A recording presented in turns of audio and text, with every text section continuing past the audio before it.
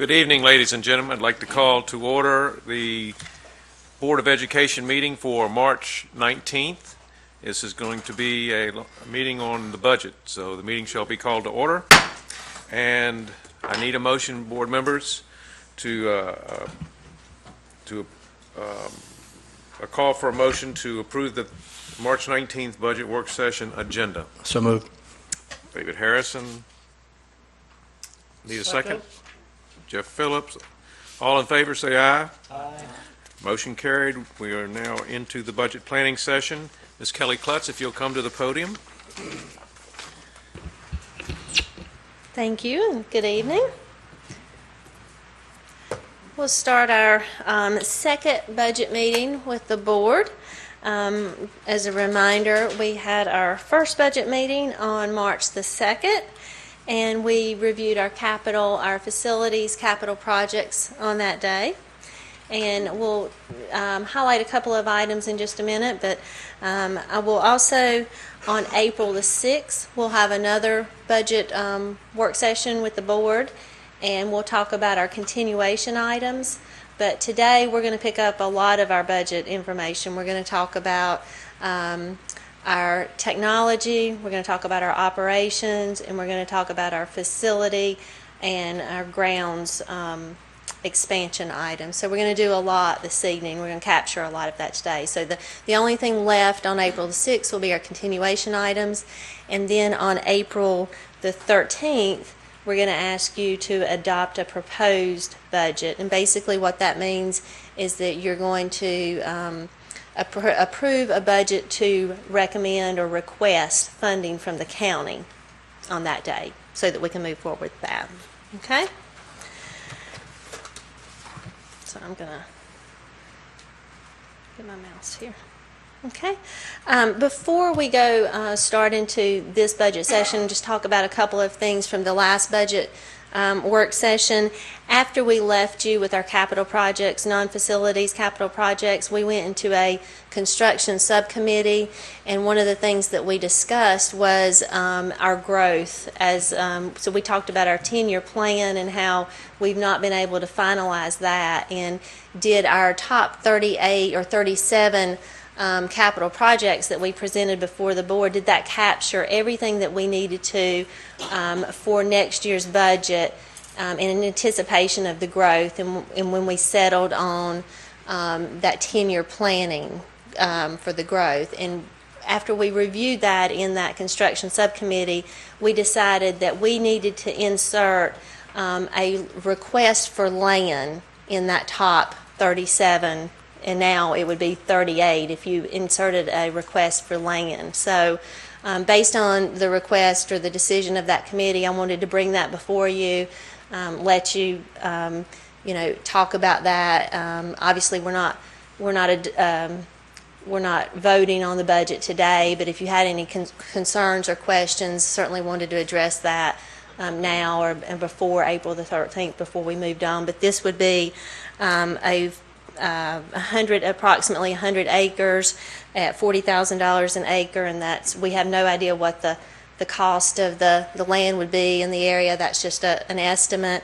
So the request would be $4 million, and so we just put it in that top 37, now 38, and I think I slotted that as number 7 in our list. Are there any questions or concerns about that? Now, in that, then you didn't, within that committee, that came from the construction committee, mm-hmm. And they didn't, so they don't know where, when, what part of the county it would be or anything like that. So that's not from the site committee or anything like that. So, go ahead, yes. Ms. Carpenter and Mr. Powell and I were in the subcommittee, and when we started talking about it, we needed to have a placeholder so that if they would give us funding, because we did have these recommendations from our 10-year strategic capital plan, so we needed to have, if we did decide we wanted to make a search, then we at least need to have a placeholder to do that with. And so that was what this was for, and this board needs to approve when we decide to make that search. So we weren't trying to get ahead of the board, just trying to get money for the next 15, 16 years. So if we decide to go out and seek property, then at least they know that we have the funding to do that with. Okay. Well, with that, and what I'm wondering, I mean, you're putting it in there with that, but what would that do? I mean, all right, say between now and then, well, I kind of, are we putting the cart before the horse, or what would that do if we decided to do some type of bond? Would that interfere at all with any kind of bond, or do we put anything on a bond for land? We don't. We do not. Okay. And Ms. Kluttz, this is a trivial kind of thing here, but by adding the land piece in here, you answered a question that we've seen this now 2 or 3 times, but it's a living document. It's a continuing draft until April when we look at it, and it's final, and we vote on that final version of it. Is that correct? Yes, sir. It's a living document as it goes through the process, and you're correct. At April 13, when you guys vote on it, that will not change. That's final. That's final. But just the moment that the funding comes and we start on those projects, we're going to start next year's too. So we're going to start it again, and it'll be a living document again too. Right. So each time we see this, we might see something slightly different, which is what you're adding and Right. verbally telling us about. Right. If the board tells me to change something today, I'll change it today, and we'll final it out on the 13th, and then the commission will give us our funding, and we'll take the funding as far as it goes to where the board finalized it.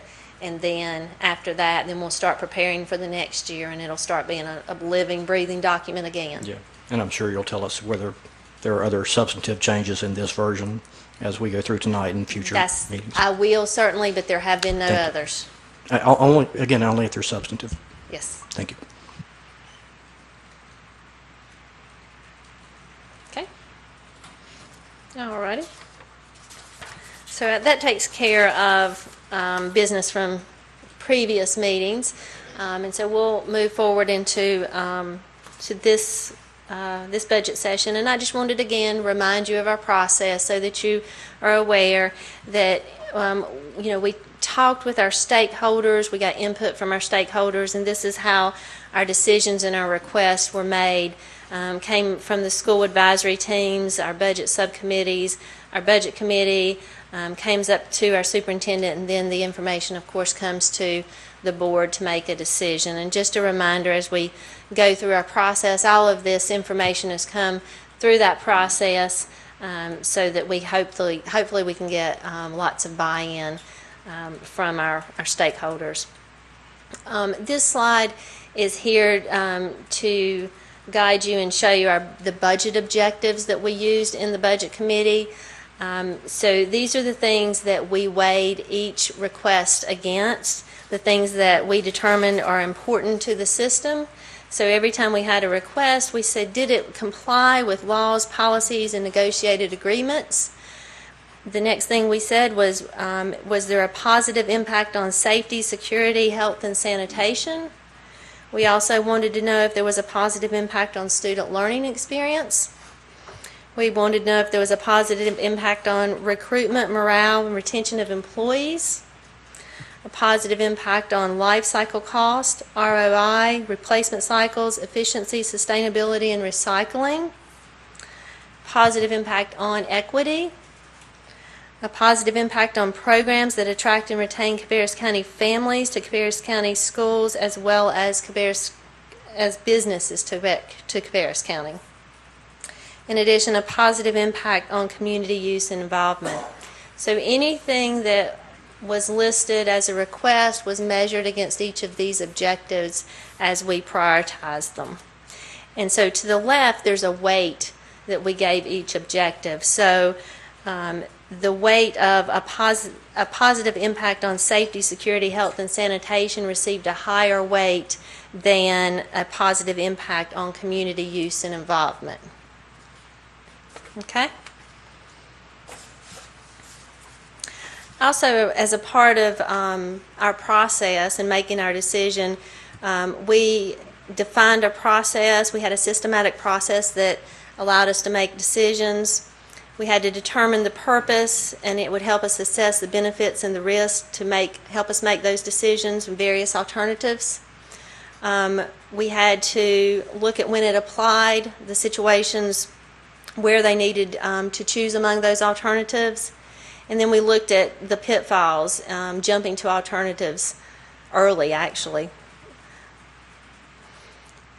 We would state our decision early in the process. We established our objectives. Those are the objectives that I just went through with you. We listed alternatives. We evaluated those alternatives. We considered the risk associated with those options. And then at the end of the day, we had to trust our work and made a decision. Okay. So that brings us here. We did all of that in our process to get to where we are. So today, as I said, we're doing a lot of the budget presentation and the work. So the first thing that we're going to do, I kind of summarized it here for you, broke it out. We'll do capital outlay, non-facilities projects. The request that we're presenting today is $1.8 million. And normally you want to know how that compares to what we got this year. So what we got this year was $1,020,000. So that's it's about 184% increase. You usually want to know what the increase is too. Then below the technology request, we're asking for an increase of $2,030,600, and our current funding is $3,753,000, and so that's an increase of about 54%. Our expansion for operations, we're asking for $5,164,515. And you can see we're about at $40 million right now, so that's about a 13% increase. With facilities expansion, we're asking for $880,000. That's about a 14% increase. And for expansion for the grounds area, that's a $323,000 increase that we're asking for, and that's about a 25% increase. Okay. So we'll go over those areas individually. We'll start with capital outlay, non-facilities. And I'm just going to give you a summary of each project, just a quick little summary. And if you want specific information, then we'll go to the justification. And if you have specific questions, we have staff members here that can certainly answer your questions if you need them. So feel free, and with the information that we had in our budget committee, probably a budget committee member could help us answer those questions if you have them.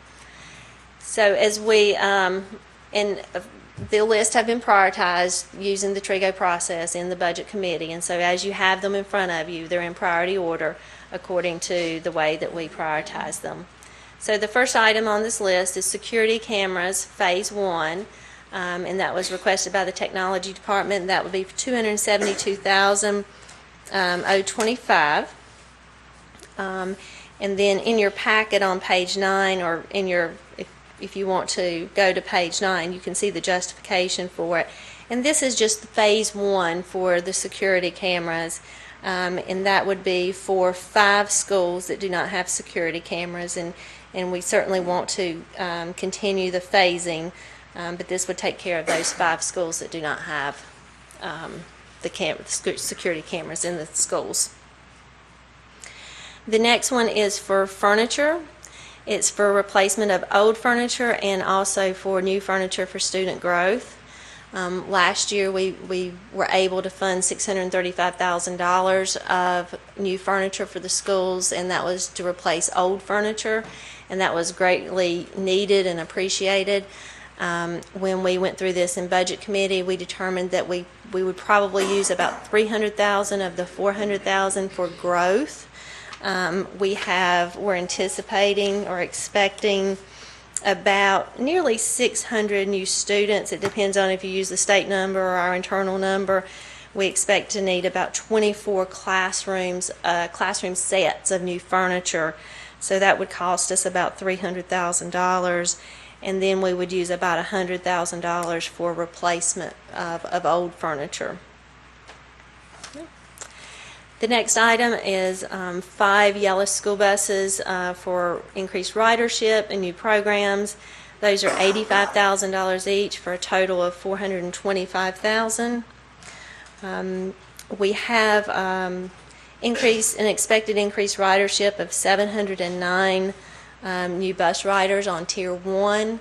We do have some credits. I'm not sure if you remember, but we stopped doing Head Start transportation, so that gave us some bus credits. And so with the bus credits and the increased ridership, we need a net of 5 yellow school buses that we need to purchase for increased ridership this year.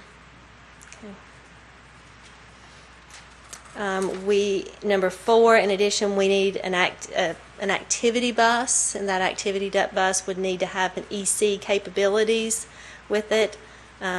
Certainly we need more than one activity bus, but we're trying to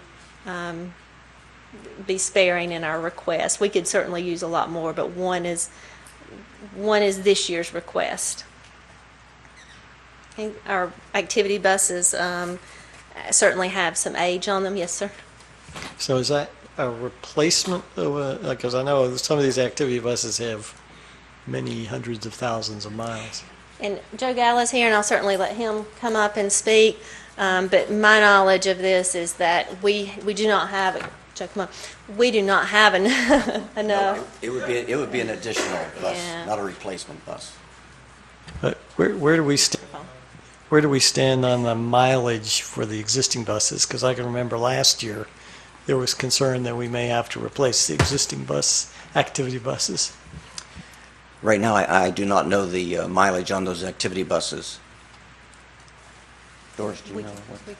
No, we're using the same state standard to do replacements for those. So at this time, we don't have any that are ready to replace. We did retire, I think, 3 last year, and we've not had a replacement for those. Okay, so you're and the new state standard is 250,000. Yes, sir. That's correct. And would you like for us to get 20 years at 250,000. And we can get an inventory of the mileage on the activity bus fleet. Okay, that'd be helpful. Thank you. Will we get credits if an activity bus actually gets to the point of retirement? No, sir. So those we have to, Those the are- local is responsible for. Yellow buses only. Okay. Right, Yellow buses only get the credits. Yes, Thank sir. you. Activity buses are our responsibility. Okay. Yes. Like elephants, I have to wonder where the old buses go to die. But the real question is, do we use the parts? Do we salvage what we can in our buses for ongoing use? Yes, we do. So we get to take them apart. And we do have a graveyard in the back. That I was thinking something like that was going on. Thank you.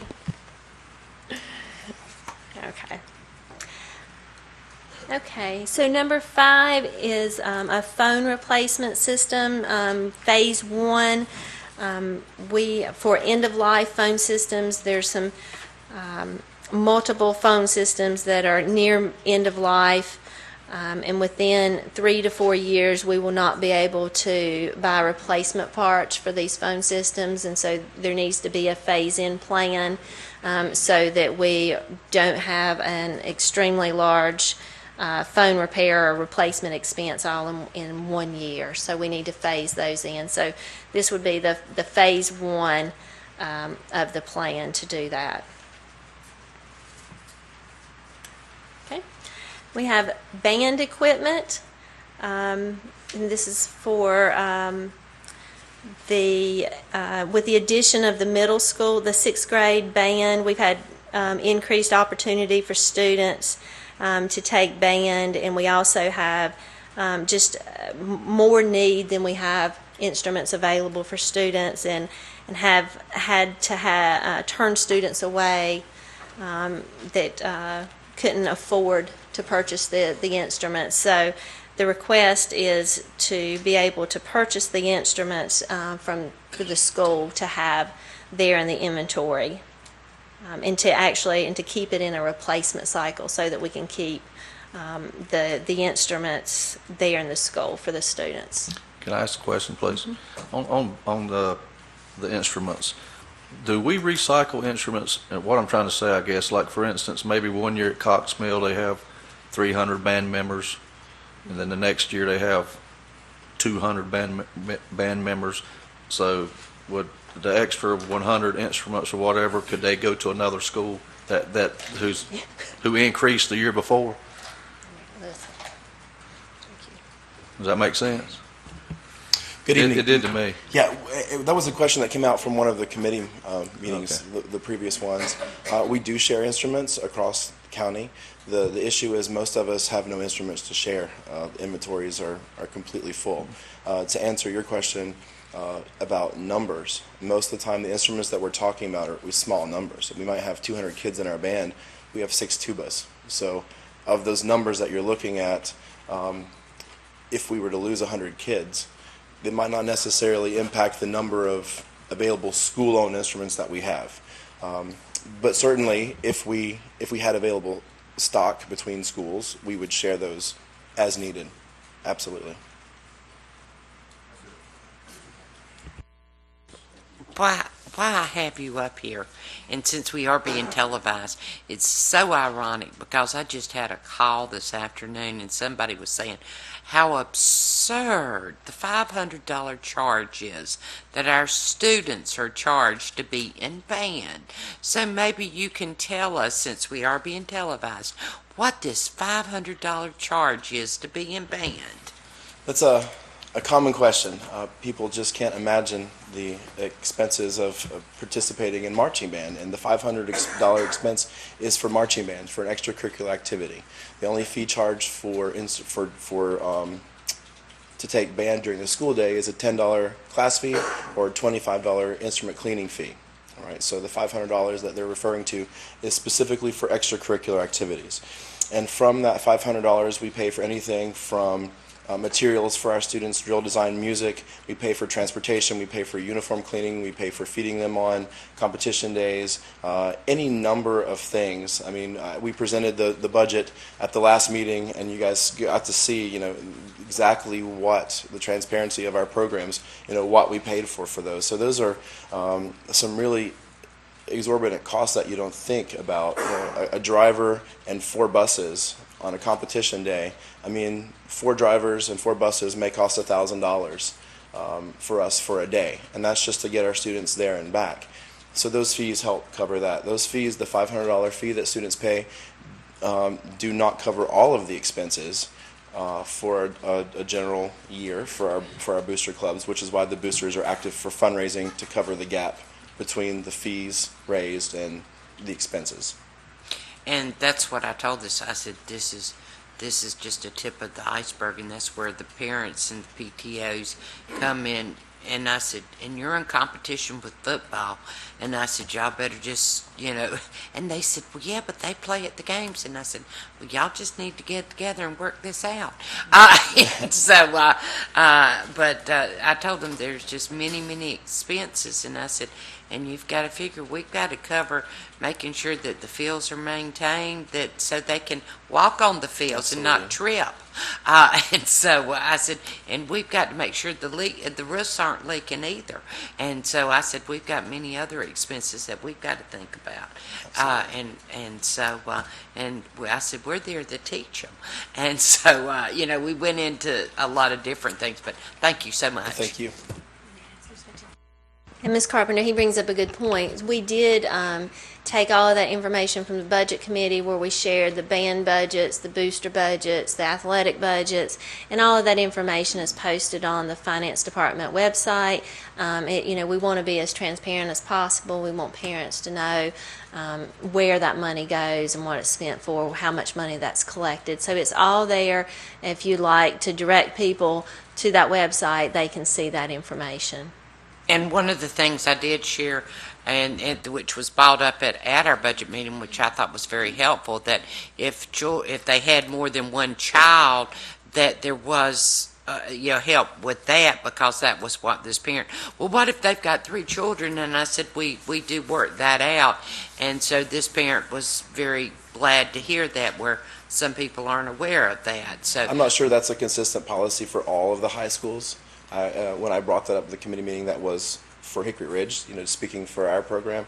I can't speak for every school if they do that or not, but I know that every school helps to offset those costs and do everything that they can to get those students to participate so that money's not a stumbling block for participation. And that's what I tried to tell that I think most of the schools try to help if a student Absolutely. does want to participate, that they try to help them any way possible.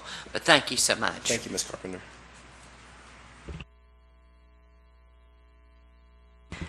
So our next item on the list is it's actually one floor lift system for the buses, and I think the request is to try to get a floor lift every year until we get that equipped. So it's for one floor lift system. This year, $27,065, and if you skip over to page 15 when you get an opportunity, you can just see that it literally lifts the bus off the floor so that our staff can get up under the bus, easily, and they can work on them safely so that they're not crawling up under the buses to work on them. Yes, sir, you have a question, I can Yes.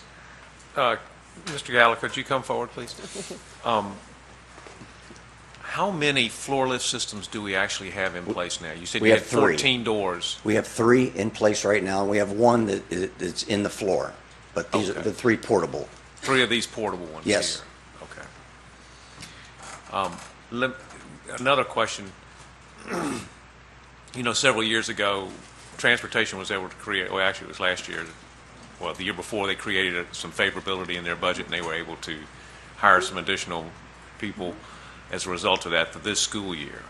Are they allowed to use favorability to also purchase the floor jacks if they should be able to do that? They have the flexibility if they want to.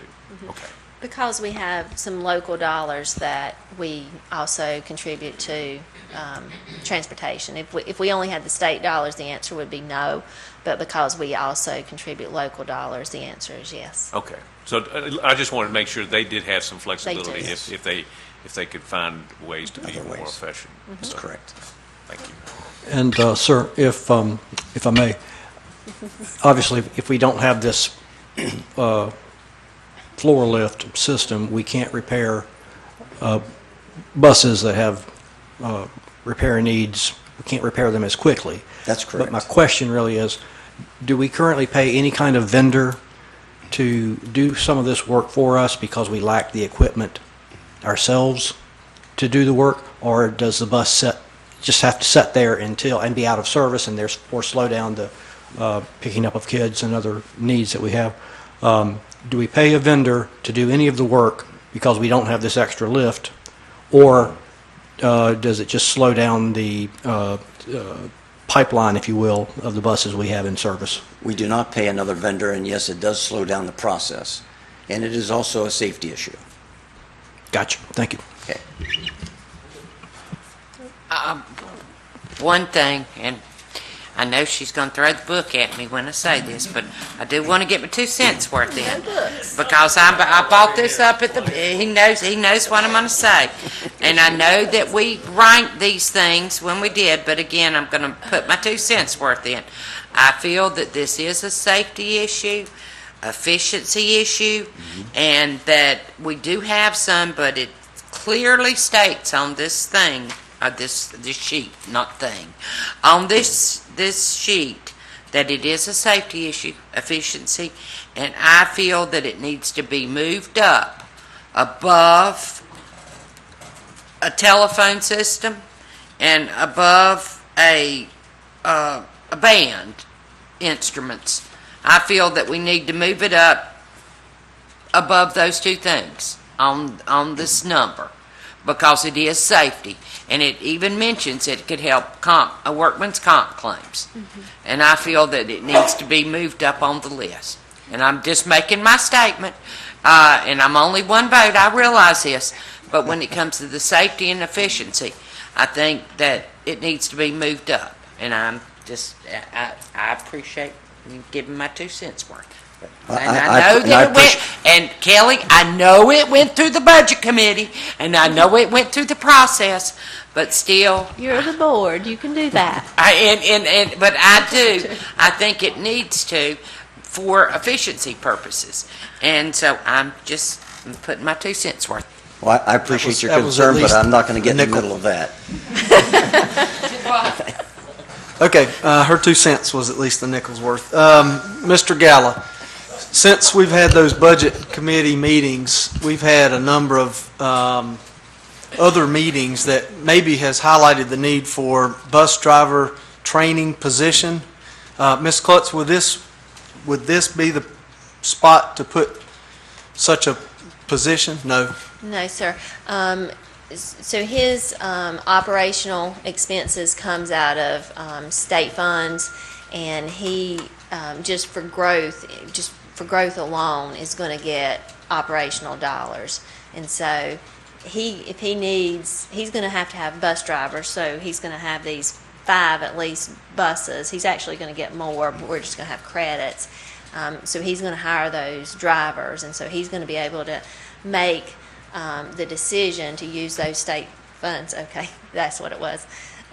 He's going to be able to use those growth funds in his operational account. So that's where he would hire that from, In the expansion. in his expansion. Yeah. So, Yes. Operational expansion. So someone that trains drivers would have to come from the driver pool? Well, he has an operational budget from the state funds, Okay. and that could come from there. Okay, so nothing to do with transportation comes from local?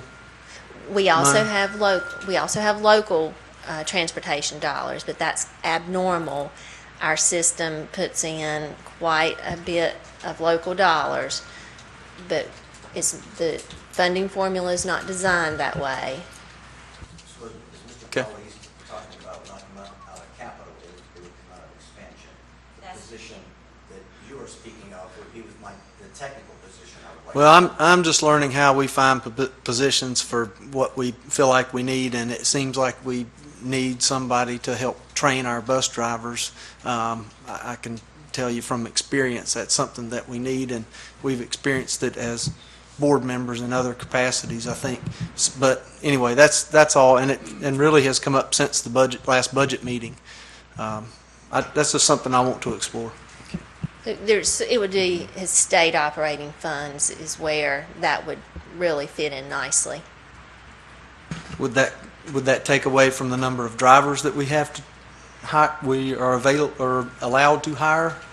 It's a pot of money, so you either do X or you do Y. But we're also, doing a lot of things to be more efficient. One of the things that we're really getting a hold of right now is that I call it GPS. It's probably not the right word for it, but it maximizes our labor costs and our efficiency there. So we're about to see more savings with that. And so when you maximize those savings, those labor costs, then you make the decision on how you're going to spend that money. Okay, all right, thank you.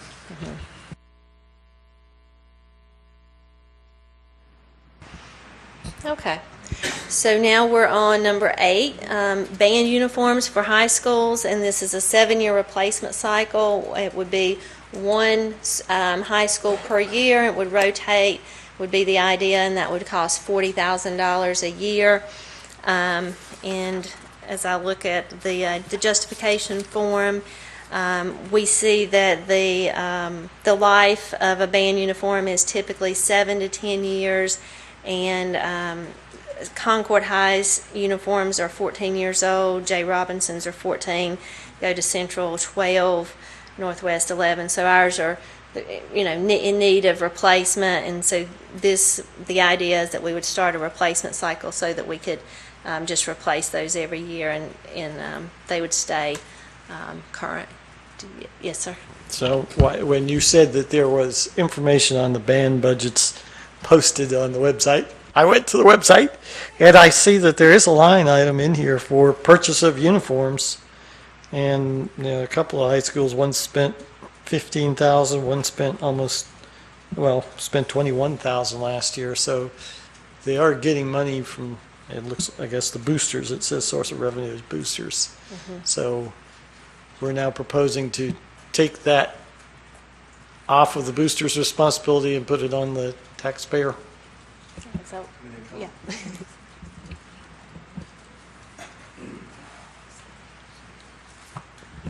Thank you, Mr. Phillips. That was a good question that came out of the last meeting, looking at those budgets. Some of the information on the budget report that you received it's just difficult to categorize. A lot of some of those expenses that you would see would be band programs who are saving maybe to purchase uniforms. So, for example, if we're saving for 3 or 4 more years, we may have that in our budget. But we're not necessarily spending that.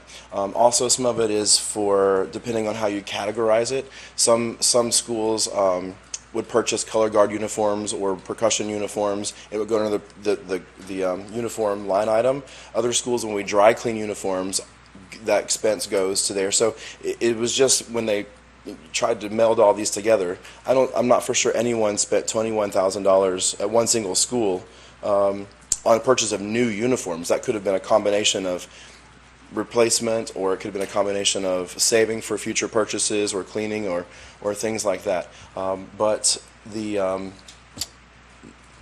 we do each year, each purchase, new uniforms specifically for guard, for percussion, for growth. So those are some of the things that would be reflected in the new purchase line item that you're seeing.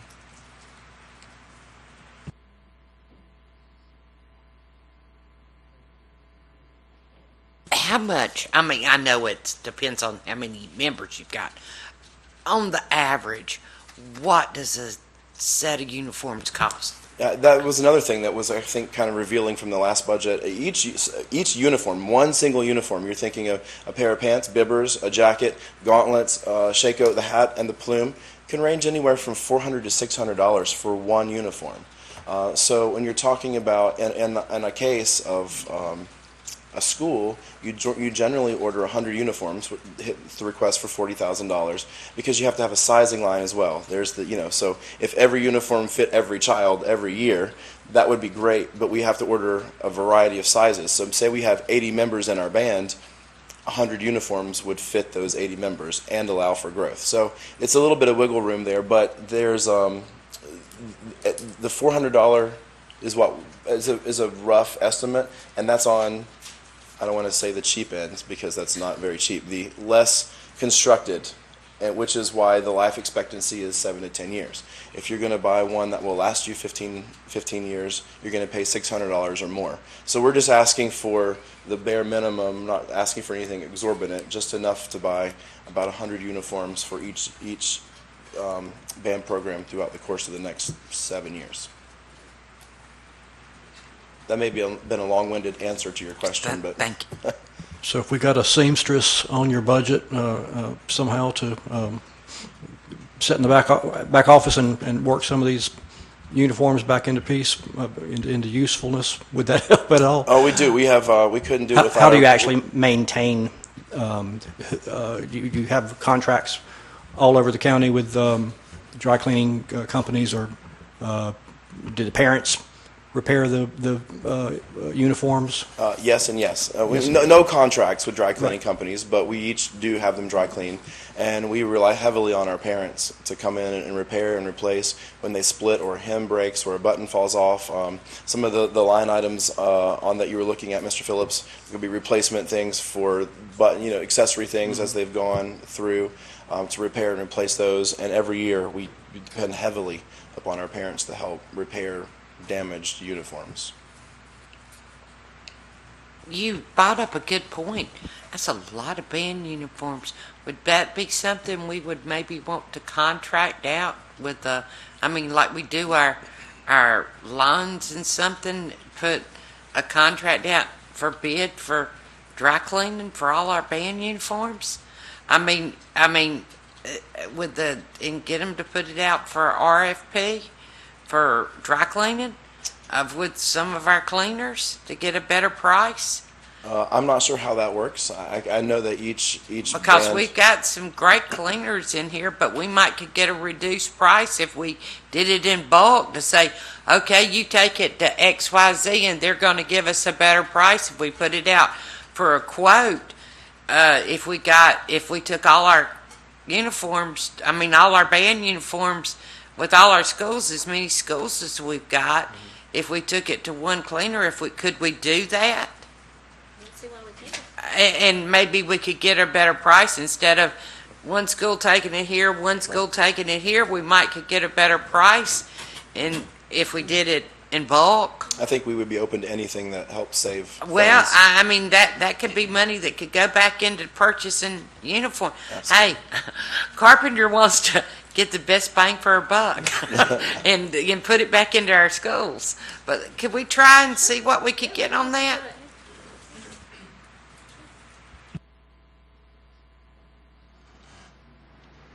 Okay.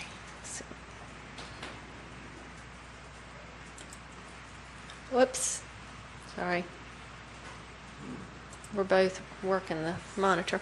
Okay, so our next item is number 9, and we're requesting 4 service trucks for mechanics and technicians in the transportation area. So that would be a total of $104,712. Those would be purchased off of state contract. The idea is that we would, I think the request on the operational side is for 3 more mechanics, I believe, if I recall correctly. We've added a technician or a mechanic this year, but we gave him an old truck, which was not, it's certainly a cost savings thing, but it didn't add it into the replacement cycle of the state. So if you buy a new truck, you get it in the replacement cycle of the state, and then the state replaces it, just like the yellow school buses, which in the end works out really good for us. We bought a used truck, we paid very little money for it, had very high mileage, and of course the state doesn't replace it. So we really need to get it, we need to buy a new one, we need to get it in the replacement cycle, and we'll be fine. So we're kind of behind on this one, so that's why we need 4 instead of 3. So what is the state replacement? The replacement on the trucks, the service trucks. Yeah, what mileage? Is it 175? So this Same as the buses, same as the buses, 250 250,000? 20 years, 250. for the service trucks. Wow. Okay. We'll be holding on to that truck for a while. Well, I can't imagine an F-150 getting 250,000 miles on it, but I know they probably get stretched out. Or else maybe these are 1-ton chassis,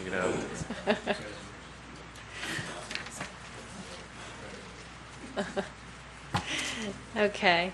So again, the same concept applies to our wreckers that we get with the state. If we buy the wrecker, or the state will buy the wrecker, we have to buy the bed. So the state buys the wrecker, they replace it, we have to buy the bed. So the bed costs $95,000, and so that's why that's on the. Do we already have the wrecker? No, but we have to commit to buying the bed before they'll commit to buying the wrecker. I know. It's the car. So they will buy the wrecker if we buy the bed. Yes, Okay. I know. Isn't this something we were talking to Pam about? Ms. Dubois, that there might be a need at the county to... I think they said they could use that. They could use this if we had it. Talking about the county? Yes. The wrecker, the big wrecker. Yeah, the county. It Yes, seemed they like this said they might be an could- opportunity for some sharing, They could use it and if then we had then the it. county and the district would have this vehicle, because it's not like it's going to be used 100% of the time, and there's a production need for it. It's just needed when it's needed. So, yeah. So this is a joint opportunity. Certainly. I want to make a correction there. The service truck is 160,000 miles, Oh, good. the replacement. That's what I was Oh, thinking. good. I was thinking 250 sounded a lot for a four-wheel truck, That's good. But in that vein, we have Mr. Taylor has some trucks that have a lot more miles than the 160,000 miles. That's right. And so I was exploring the possibility that, while we're trying to get new trucks for Mr. Taylor, if this one goes into retirement, we could possibly, what do you call it, surplus it over? Or Yeah. is that something available? Because it seems like all of them are panel trucks that have storage compartments on them, and the transportation truck may be outfitted similar to a maintenance truck. Well, we use them until they die, right? I mean, Oh, you we do? Okay, so okay. Yeah, I mean, They go to the graveyard. exactly. Okay. So our last item on this particular budget request is replace vehicles for planners. And these are $18,000 each. Again, these would be purchased on state contract. The idea is to have a replacement cycle. We'd like to replace 3 this year, 2 the following year, and 2 and then the next year. These were originally driver's ed vehicles, and then when we had enough miles on them that we didn't want to drive them for driver's ed, we gave them to our staff, and we're asking our staff to drive them for a little longer because we simply just don't have money to buy vehicles. So they have high mileage, and for the budget committee, if you go to the notes and the memos that we compiled for that budget committee meeting, you can see the mileage reports for those vehicles too. Ms. Kluttz, I'm sorry. Let's go back to that bed for that wrecker. Okay. If we move it up and we get money for it, and we work out a deal with the county that we supply the wrecker and they supply the bed, would we just skip that item and move to the next one? Do we have to have, how can we get this wrecker without, and let the county pay for the bed? Is that possible? Well, this is county money, so the money that Yeah, we're that's true. requesting, so it's, But do we have to have it somewhere else in our budget so that the state knows that we've got the money designated for it? We And then do. just tell Pam, okay, whatever, take this 95 back or so whatever. I think we would have to have this high on our list as a priority so that I can encumber it, Okay. is what I would need to be able to do. Do you know if the county is willing to spend a separate 95? Well, I guess I'll let you work that out. All right. Okay. Okay. But what it means is DPI is saying that this vehicle needs to be replaced, so we actually have a credit. But in order to exercise the credit for We the need vehicle, $95,000. we have to have the bed to fit on the back of it. That's right. Okay. That's right. You just want us to have that conversation with the county, is what I hear you saying. If there's an opportunity, then it's just Sure. now sharing out of two completely different budgets, and Right, from maybe the same there's- pot. but- Yeah. Sure. Okay. So that completes the proposed non-facilities capital outlay budget. The request is $1,877,802. Again, we received $1,020,000 this past year. So, any other follow-up questions or concerns? Again, if you want to entertain shifting priorities at this point, I'll certainly do that, or we can move on, do that at the end. I'm at your pleasure. Board members, do you want to go ahead and take care of this? And because it sounds like Ms. Carpenter wanted to have a discussion about this one section. Yeah. Dr. Phillips? Well, I would certainly support Carolyn's suggestion of moving the floor lift system up to number 5, as she suggested. I think this floor lift has been on the list for the past 3 years, and the odds are that if we have it down this low, it'll be on the list for 4 consecutive years. So, so I'll make that motion, Carolyn. I will second that motion. Wait. Tell me All right, we have a motion to move, I'm trying to, Will you tell me where to put it? Floor lifts. Four buses. I was trying to get my machine to go over to that page, and it wouldn't go. There we go. So we're going to move floor lift system number 7 up to number 5 and ratchet the others down. All right, board members, do y'all understand the motion? Any discussion on this motion? I just have one item to speak about. These floor lifts have been on the budget for a number of years, almost as long as I've been on the budget committee for the 5 years that I've been here.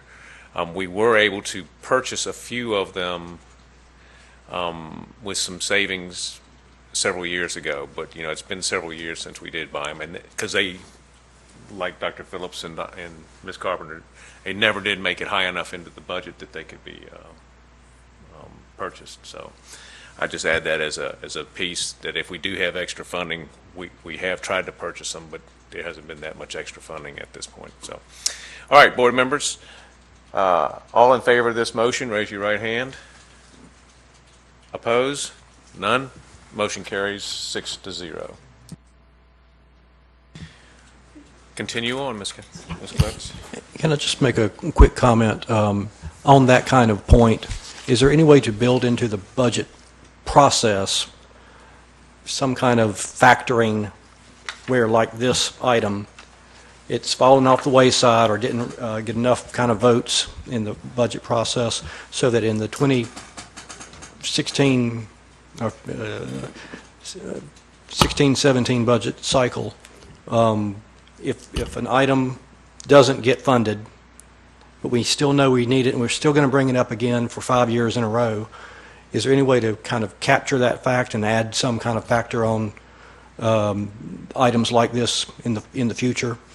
I mean, if this item has been coming up again and again and again, and the county has not been able to fund it again and again and again, then it stands to reason that we haven't given it enough votes or enough kind of support to make it bubble up.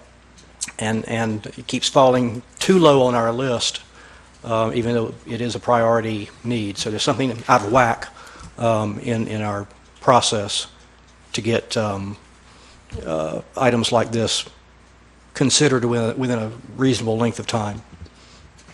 So, Am I making some sense there? No, you absolutely are. Yeah. So I'm not the most, I don't have the highest If knowledge. you aren't, I don't know who is. of Trigo here in this room. Okay. So I'm All going right. to, if I misspeak, I'll let Chris come and speak about this. But in our process, there is a risk analysis at the end. So you rank and categorize and process. And then at the end, you say, does this make sense, and what's the risk of these being in this order and the priority? And then there's an option, an ability to make these types of decisions. And so we ran through that process, we ran through that risk analysis, and the budget committee did not at that time change those. But we also knew that you guys had the opportunity to do that, and you could do that. We also knew that when we're looking at small amounts, that you guys could come through and kind of do a little cherry pick too. This is small, and we can take care of this, and we can have some operational savings here, and we can do this. So that's all part of the process and part of the risk analysis for you. So there's ways to deal with those risks.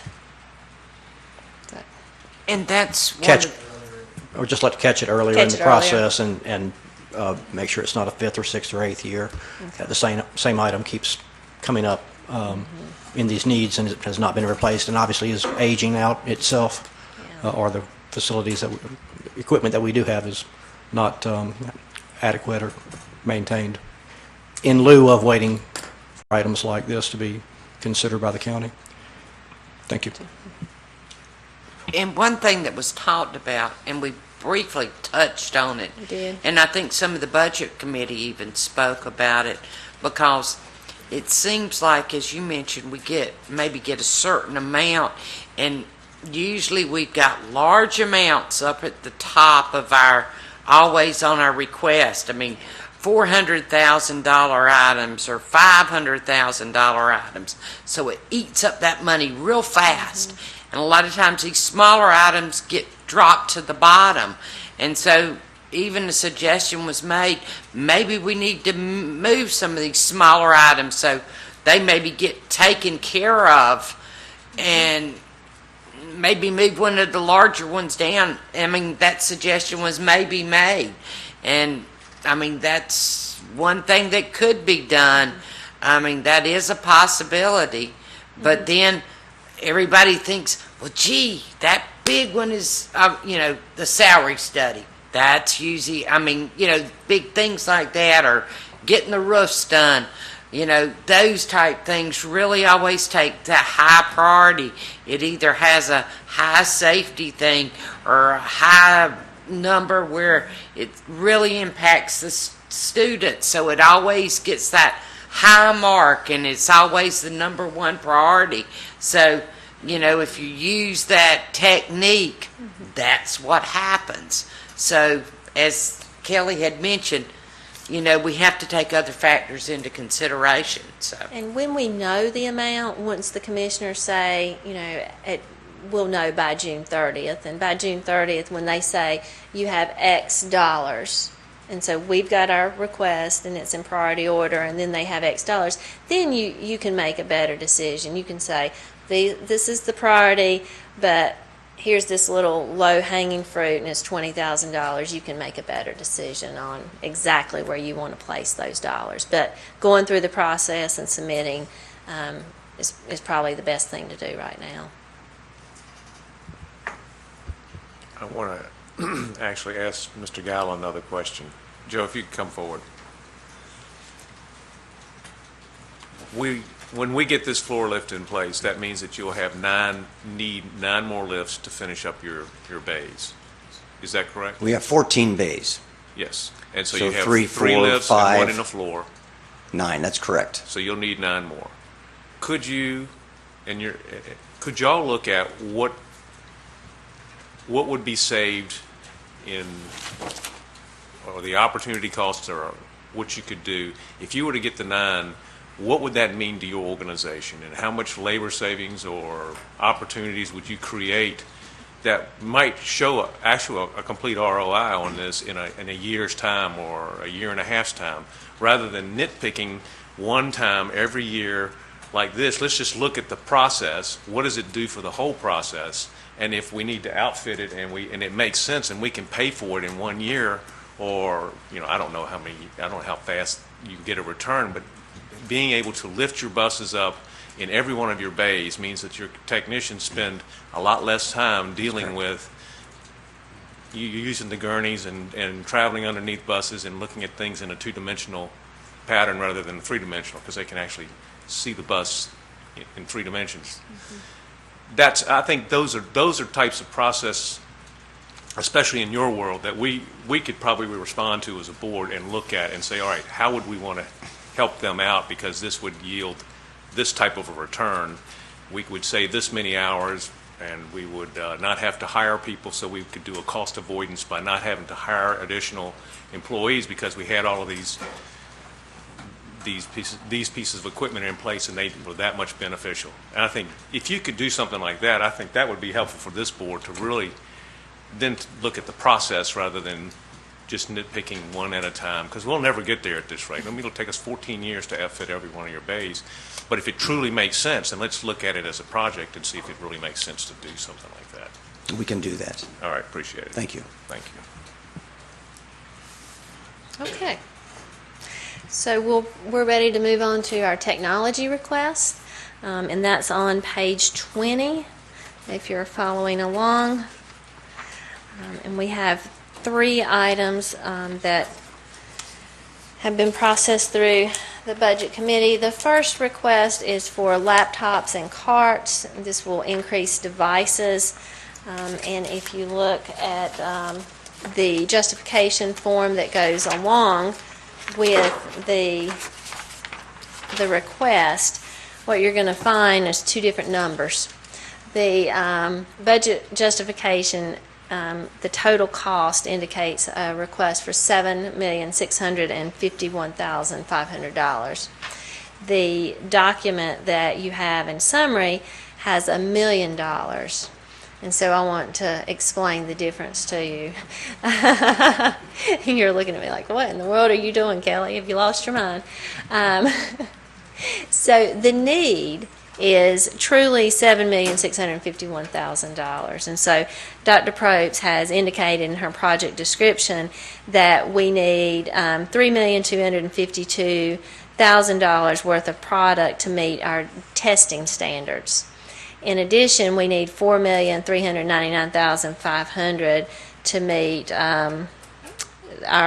because our devices are old, 5 years or older. So to get our devices current and to meet our testing standards, it would cost, if we went out and purchased these machines, it would cost us $7 million today to get what we need.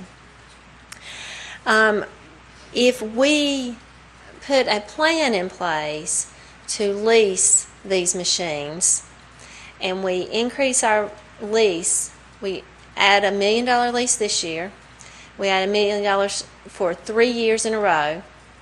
We already have $1 million lease. So at the end of 3 years, we would have a $4 million lease, and we would have a reoccurring $4 million lease at the end of 3 years. That would take care of her current needs. Now, we're going to grow, and so we would have to factor that in a little bit. But for our current needs, it would get us back to a 5-year replacement cycle, and it would take care of our testing needs. And so that would be asking the county to give us $1 million this year, $1 million next year, and $1 million the following year for 3 years. And that just gives you a lot of purchasing power when you lease. So that's why it says $1 million and it doesn't say $7 million. And Pam Dubois was in the Budget Committee meeting when we went over this, and so she and I agree that that's a really good way to tackle this problem that we have. You look like you have a question. Okay. So, in summary, our current allocation is $1 million. So now we're asking for an expansion of $1 million to the capital lease, which will mean $2 million in 2015-16. Then the following year, we'll add another $1 million to the $2 million and make it $3 million in 2016-17. And then the next year, we'll add one more million to that $3 million, which would make it $4 million in the year 2017-18. Yeah. Okay, and then after that, the allocation, the $4 million allocated, would then go for continual lease renewals from here on out, and we wouldn't have to inflate the budget unless the school system grew exponentially beyond what we theorize it will That's grow right. at. That's right. Is that accurate? What happens to the machines after the 3 years? I'm sorry, Mr. Powell. Repeat the question. Oh. Yeah, It Mr. sort of Powell helps. just wanted a clarification on what happens to the machines after 3 years, after the lease cycle. Okay, I'm sorry. We were looking, I have an older document than a newer one that was printed. So go ahead. Repeat the question. Once the lease cycle is complete, Right? where do the machines then go? They stay in the classroom until they die. There is a certain point when the break fix is costing us more money, and at that point we go ahead and surplus them. But I will tell you right now, we have machines going into their 9th year. And that we just can't flip them. We are right now on a 7-8 year cycle where we're flipping them over. Now, back to the original question. Okay. Did I progress, or I think Jeff and I were sitting here going, yeah, that means $4 million. You were, but I was looking at an older document going, no, Okay. that's not. Yes, you were correct. Okay. And so what you're saying is by 2018, we won't have to ask them for any more expansion dollars for this capital lease. We'll be in a nice renewal cycle. Right. There's going to be growth. and we didn't factor, a lot of growth. There's a little bit of wiggle room for growth, but there's not a lot. So, we're going to have to look at growth as we grow, and we might have to increase it a little bit, but we don't, we'll have to take that as we come. Right now, we're excited that we could get it down to taking care of our needs in a 5-year cycle, because she's at 7 years, and it's so 5 years tickles us to death.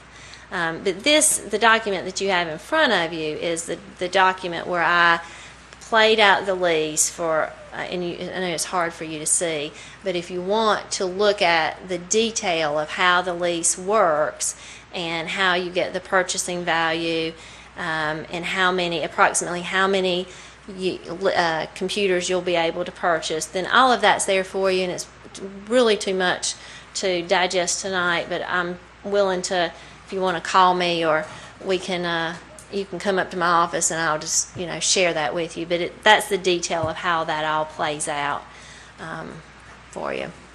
But it would be great, if we could get the $1 million for 3 years and get close to where we need to be. Okay? All right, take me back. Okay. So if we were able to get carts, laptops, and laptop carts, we would certainly need staff to take care of those. We certainly couldn't take care of them with the staff that we have. So that's why the budget committee decided that we would combine that request and put it together. So we have the carts and the staff in the same item. We feel like we would need 6 additional break-fix staff, and that would be $420,000. Of course, that's a reoccurring expense. My $1 million is recurring for 3 years anyway, so both of those would be reoccurring expenses. And that would be our first request to the county. The second request is to update our networks. Phase 1, that's $505,000. Again, if you look at your justification form, you can see that we need to replace 4 networks in the following schools: Fur, Boger, Odell, Hickory Ridge. And those networks include switches and imaging servers. And that would certainly just be phase 1. We would need the following years to replace other schools, and in the following years, other schools.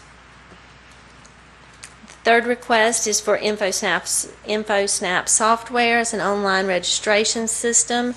You saw this last year too, and I think we had a healthy discussion about it. It's a cost of $105,000.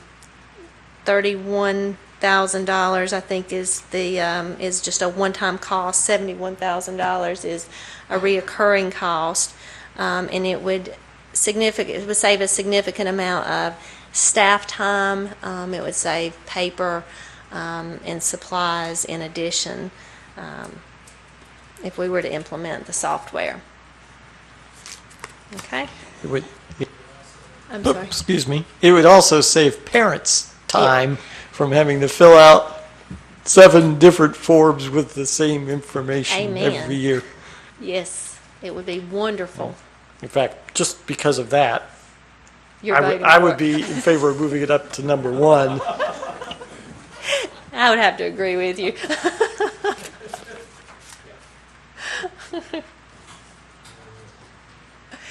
Any other? I would just say it's nothing like getting into the 21st century. Exactly. Yeah. Exactly. I mean, right now, the way we do it's like the old mimeograph way of matriculating students. I mean, we're still doing it the way we were doing it in the 30s and, well, actually the 40s and 50s. Maybe. Yeah. Any other questions or comments on technology? Our technology request is $2,030,600.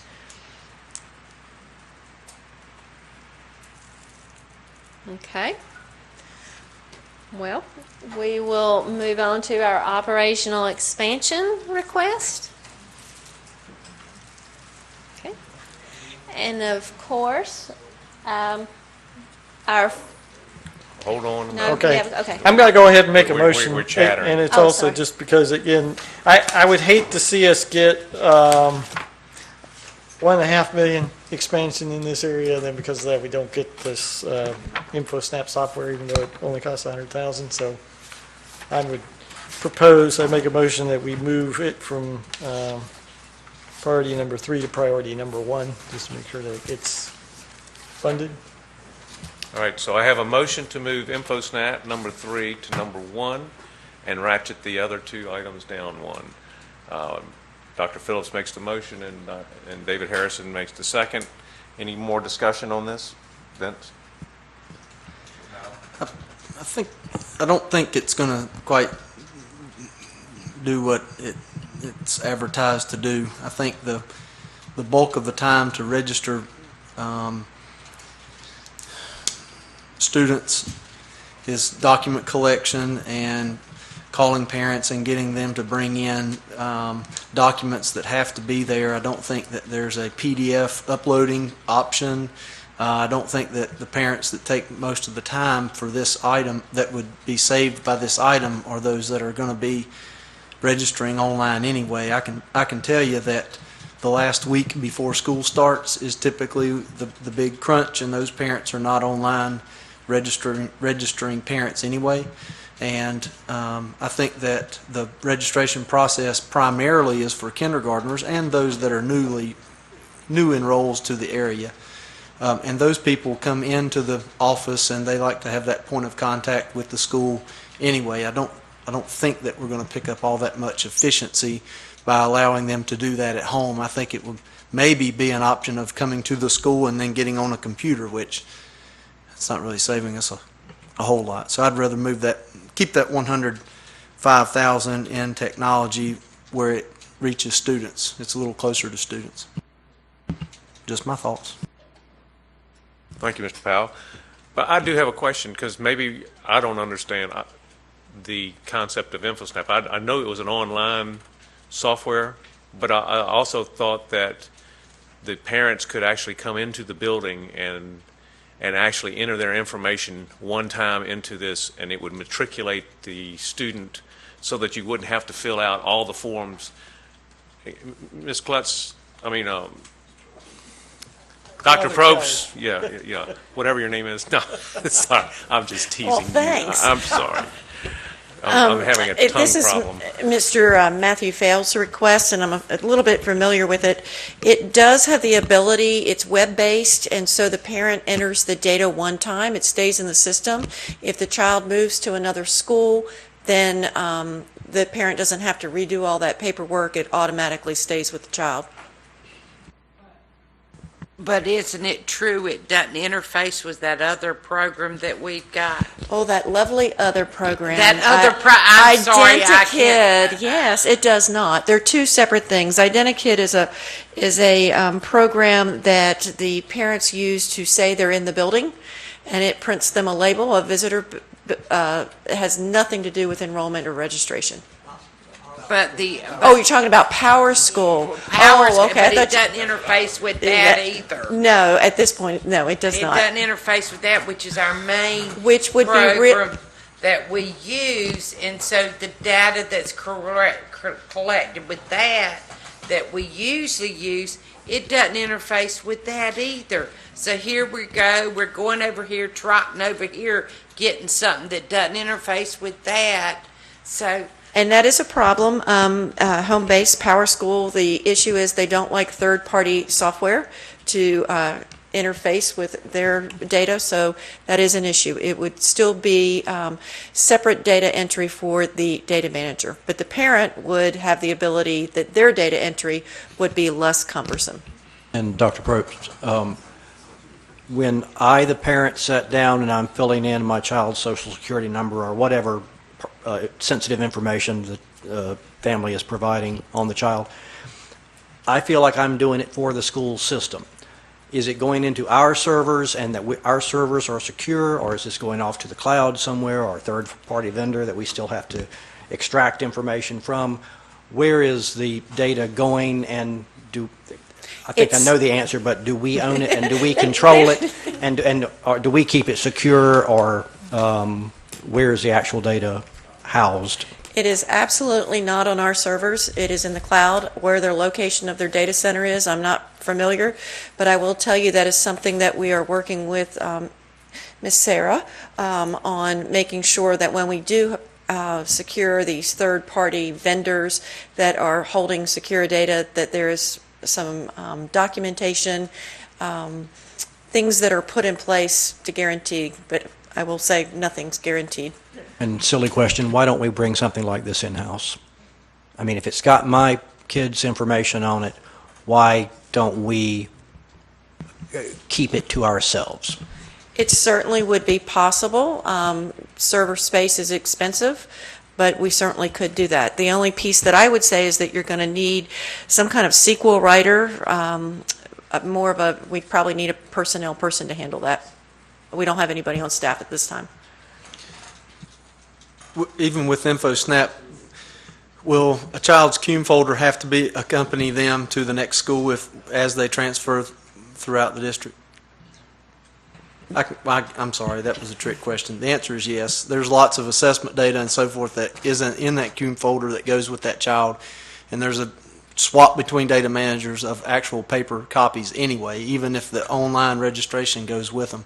And I can tell you that when you get into a custody situation or a child living out of district, etc., to be able to have that hand-printed registration form from that parent that says that I filled this out myself and that I live at this residence, and then when we go out there and check and there's nobody there or they don't live there anymore, that's a valuable piece. You are correct, and I like it when you answer your own questions. Thank you. So let me ask another question. Is there an imaging piece to InfoSnap? If I'm required to give a driver's license, is a picture of that driver's license taken somehow, photocopied, but then uploaded and imaged, either as a PDF or whatever? And is that a manual? Obviously, it's a manual process to some extent. In the accumulation of attachment files into InfoSnap, how much is still manual? It's been 1.5 years since I met with the vendor and listened to the product description. At the time, anything like that had to be scanned and then uploaded into InfoSnap. So there was management that had to be done. Since we're talking about enrollment, I felt like I should stand up here because that's an area our department works with. The idea of InfoSnap would not take away the things that Mr. Powell has talked about. Plus the fact a parent will have to come in. We need to see who we're talking with, so they will have to show a picture ID. We also have to notarize when they do come in, if they're coming in from another district, because of behavioral records. There's a lot of in-house pieces. So as far as proving domicile and all those pieces, that responsibility would stay the same. The only thing that would be different would be a parent could be prepared prior to coming in. And that would be a time saving for some families who prefer to do much more electronically than what we're currently doing. But again, all the reasons of living in a domicile area and all of that will have to stay the same, as well as notarizing students new to the district. Plus, that's when we get our legal documents of official separations, etc. Well, one other item that was on the sheet that you, expansion request sheet that you gave us, if you look at the third sentence from the bottom, it says all registration information is then uploaded from InfoSnap into PowerSchool seamlessly. So that is the question that Ms. Carpenter was asking, and Then I answered that incorrectly, and I answered that based on the presentation I saw 1.5 years ago. I will tell you that PowerSchool is trying to make sure that third-party software vendors can have access. Okay. So maybe they did work something out, so I Okay. apologize for that. Well, pardon. and you're not a subject matter expert, yeah. in that. Absolutely not, and Mr. Fayol, sorry that he's not here. And I don't mean to put you on the spot either, but it sounds like InfoSnap still ain't ready for prime time? Or do we need it? I mean, are we willing to take a version of InfoSnap that's still going to have upgrades that are going to be necessary to it because of all these general issues we've talked, and I know Mr. Fail is more the expert on the Let me say this. subject. They use it in Mooresville, and Mr. Fail's children go to Mooresville. And he talks about how easy it is to provide this information. And if it is integrating with PowerSchool, that will save the data managers a lot of time. So I can see from those 2 points why he would recommend this for the district. But I do know it's successfully being used in Mooresville.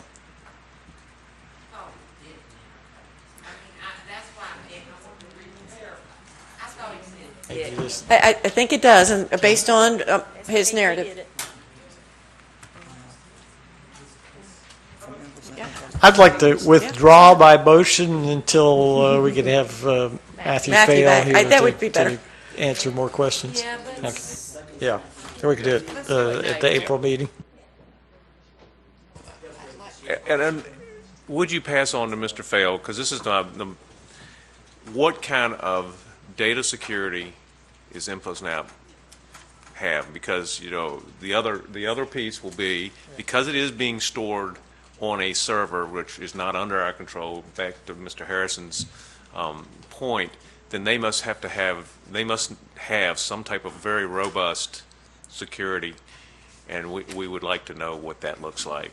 I think, not that I would be able to identify it, but at least some type of military-grade encryption processes that protect our students' data and our parents' data. Okay, so we'll hold off on that one until April the 6th, and we'll get more information from Matthew. So we'll go on to the operational expansion items, starting with our first one is our salary increase for staff. So the Budget Committee had a few options that they considered.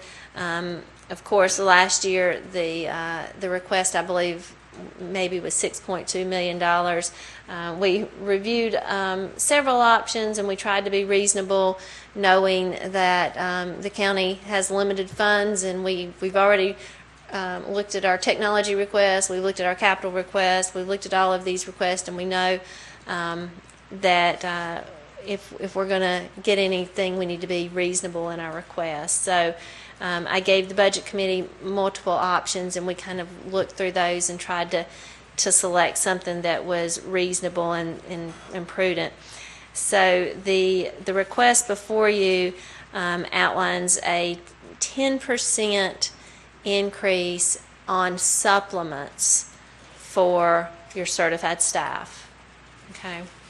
And it would be a 1% increase for your other staff.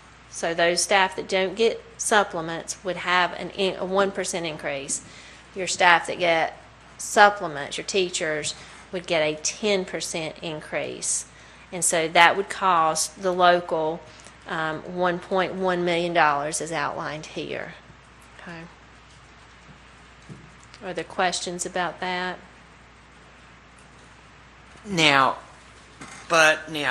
this is just from the local. That's just from the local. But Yes, ma'am. now, your teachers and your certified could still get an increase from the state. Now, So what I'm saying is, this would be, so, and now let me understand this correctly. So if the state's budget would come down and say, okay, we're going to give all state employees 5% or an amount, then the teachers could come back and they could get 15%, or help me understand this. Yes. Because I know the state can come back and say, Sure. we've got to give a certain amount to the teachers or certified staff, anybody that's certified. And then say the janitors or somebody that's in Kids Plus or any of our clerical people, they do not get that right. amount. That's right. And so I'm just trying to find out what this would do to those individuals. Okay. So, and very unfortunately, I was not there when y'all discussed this, so that's why I okay. want to make sure, understand. So what would that mean? Okay. So if the state decides to give teachers a raise, they're going to give teachers a raise on their salary. Okay, and so they might give them a step or percentage increase on their salary. Right now, it's not looking like there's a lot in the state budget for that. So the only thing that we see right now is that the beginning teachers, the first group of 5 years, would potentially get a pay increase. And then so every 5 years they move. So only about 30-some% of teachers could potentially get a raise right now. So Okay. that's not many of them. It'll be a small, basically it's a step increase. That's, we're very early. So that would be on their salary. But the local is responsible for supplement. And so when you're talking about a supplement's, about $2,000. And so that's why the percentage increase is a lot more when we're talking about an increase on supplement. Because if you're talking about a 10% increase on a $2,000 number, then you're only talking about $200 a year. So we're still not increasing it very much, but the 10% sounds like a big number, but it's not. Okay, but when the state gives a 1% or 2% on $30,000, well, that's a decent number. So those are, completely different things. So if we try to get a 10% increase on supplement, then, when I calculated our average supplement right now is $2,709. So the average teacher would get, with the 10% supplements, $271. Okay, so a year. Okay, so they're certainly better, but it's something. And so that's the teacher side. So 30-some% of them could get something from the state. 60-some% of them probably won't get anything from the state. But hopefully we could get a 10% supplement increase, and so they would get about $270 from local. We would hope. Okay. Now that's teachers. Are we okay with teachers? Do we have an understanding of teachers? Yes, but I was looking at your sheet, and I just want to make sure that I understand it. Okay. It looks like you're asking for this request for 5 years. So we'll be recurring this 10% request for 5 years. So we would keep adding. So we get 270 the first year, then we add another 270, just so we can talk clean numbers. So 270 this coming year, 15-16. 16-17 be another 270, so it would be a total of an increase of 540. Then right. 8-10, then or 270 every year, and it just keeps, so that actually in 5 years they would have actually a decent increase out of the supplement. Yes, exactly. So part of the budget process and talking with the county was, obviously they want to help us, but they can't do it all in 1 year. So it was back to, what's a reasonable way and what's a plan? How can we get there without just saying, here, we need all of this. We need the $6 million.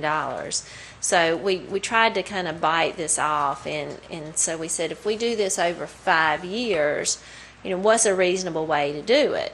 And so when we looked at our supplements and we compared them to where we were when we did the salary study, we're still about 30% off. And so if we do 10% for the next 3 years, we'll get to about where we should be back in 12-13 when we did the salary study. And then we do 10% the next year and 10% the next year. We probably would need to do another salary study just to truly know where we are. But then we probably would be getting competitive at that point, somewhat competitive. But that's the idea. So what you're suggesting is a true up on another salary study within the next year of maybe next year or the year after, so that if we need 6 or 7 years of this to keep up, then at least we're starting to address that. Yeah, I think that would be a reasonable approach, yes. Okay. this is not pointing fingers at all, and I'd like to say that being a school board member usually is a great deal of fun, especially in the last couple weeks for a variety of reasons. But up in Rowan County, we don't swear, we just Swanee. I am so frustrated with this endless cycle of shafting employees at every level, by which somebody can't, somebody won't, it just doesn't happen. And I know you're coming up with a plan, and you're doing your best, and you're justifying the needs, but then the money just does not come through. And our staff stay behind. And it is the most frustrating experience or piece of being a school board member. We justify, we explain, we need, we beg, we borrow. We haven't stolen yet, I don't think. We would be in jail if we did. And it's just amazing. It's just astounding.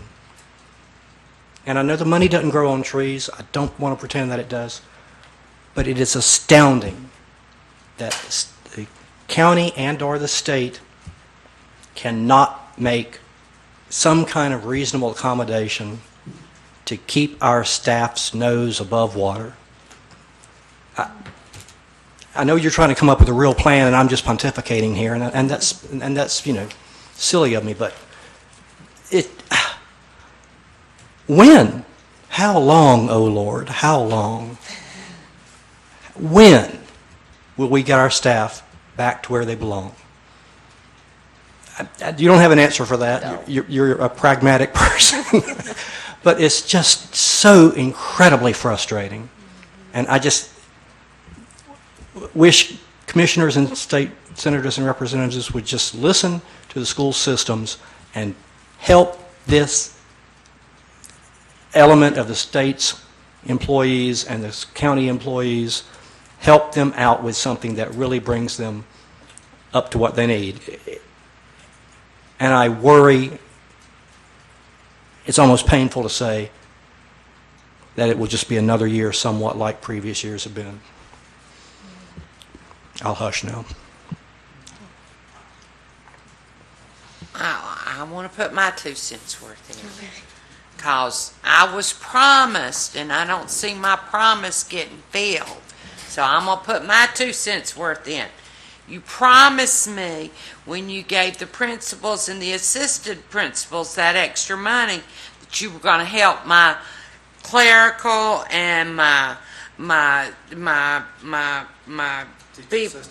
teacher assistants and all those other people with extra money, more extra money, and I'm not seeing that. I cut her off. I cut her off. She hadn't gotten there yet, so I cut her off, and I stuck with certified because I wanted to clarify the certified. So I've actually cut Kelly off and not let her finish that answer. I'm sorry, Carolyn. You cut her off, or you gonna give me? I'm gonna go there, but I want to make sure you understood if everybody's okay with certified before I started confusing you with non-certified or our other people. Oh, we're okay with certified. Well, I was just going. So the cost to do this 10% increase in supplements is $1,033,000. That's the total cost for all of our staff. The cost that's I think you did say it right. The one in yellow on you did say page it right. 27? Yep. $1,033,000, Okay. yes. So that's the ask. That's the ask for the certified, Okay. yes. Yes. If we go through the current budget and we find areas that we would like to designate towards increased salary for all staff, this first expansion item in our current budget. In other words, we find some waste and we use that emotion that Mr. Harrison is exhibiting to look through what we are spending possibly wastefully or inappropriately, and then could we redesignate that in our current budget for an increase in supplement that goes along with this 1.181? We can absolutely redirect and change the way that we're spending. I'm going to find it very difficult to say that we're wasting money, but I will tell you that, yes, we can make different decisions. and- Okay, that's fine. I'll use your terminology. We can make different spending decisions to Yes. redirect money towards our staff instead of possibly spending it on things that maybe don't have an impact in our classroom as much as staff supplement would. Yes. Okay, can very good. We can redirect our money, yes. Redirect funds. Yes, There you go. Yes, we can redirect funds. Now, this 5-year plan, this is a plan that you and Pam have worked between you. Is that correct? Well, so. Or is that assumption that you've made and this is a proposal, or has there been some actual science and discussion between the two of you on this? So the plan kind of fed off of the multi-year plan that we presented over the year and the years in the salary study. And so we've not got a lot of traction because the numbers were so big. And so we have had that discussion, is that the numbers were so big, we can't get our arms around that number, bring us something that's reasonable. And certainly we understand that. And the conversation was also, give us, a multi-year plan that we can deal with. And so that's why I put it in the 5-year plan, is because they do a 5-year budget. And so when I presented this at Budget Committee, she was a part of that and understood this, the plan. And this is my only misgiving. Okay. While we're trying to get caught up and being a slave to, and I hate to use that word, but being held bound to, in bondage to a 5-year plan that only gives a $270 average increase every year. In the meantime, the county may give its employees a 2 to 3% raise. I would not agree to any plan that would not give ours the same type of levity, because it's taken 5 years for us to catch up to a salary study that was back in 2012. And I really would like to front end this because it's been neglected for so long. And maybe there is some room for discussion with Ms. Dubois, because it would be better to have that discussion earlier before we get into a discussion with the commissioners. But rather than a 5-year plan, make this more of a 4-year plan, and then some caveats. When they get increases, our people get those in addition to the catch-ups, so we don't continue to fall behind. Because I think that's part of the issue that I see going on here. They get their 2% increase because they just happen to be local, and Certainly. And it especially hurts the non-certifieds, which we haven't even gotten into discussion. Ms. Carpenter's, well, mine too, the near and dearest to our heart, the people who actually are in the trenches doing a lot of different types of work. And so, but that's, I don't know if the other board members agree with me on this, but I just don't think 5 years is reasonable. It's like kicking the can down the road for our employees, and then by 2020, they'll finally get caught up to a salary study from 2012, and then if we bake a salary study in 2 years, then how many more years will it take us to continue to catch up?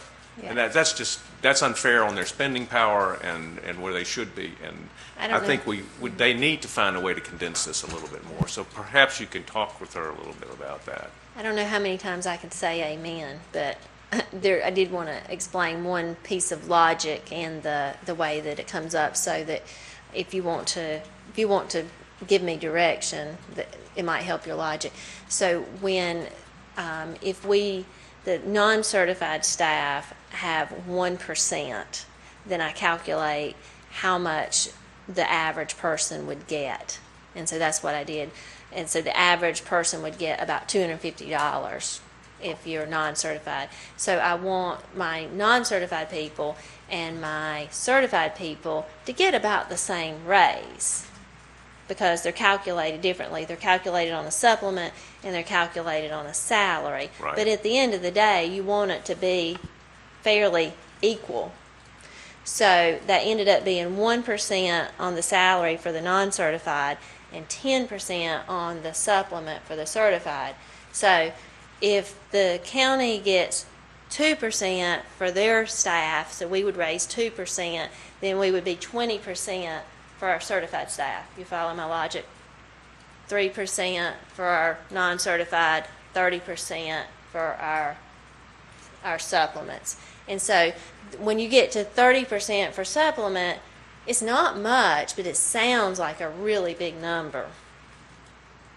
So that's just the logic to keep our folks consistent. Well, why don't I let you progress to the non-certified? Okay.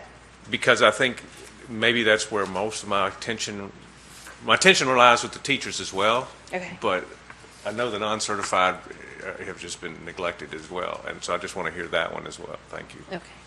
So my justification form for the non-certified starts on page 29, and so I calculated a 1%, 2%, 3%, and 4%, and so these options were presented to the budget committee, and so again, we decided to match the certified and the non-certified, so we ended up with the 1% for the non-certified and the 10% for the certified.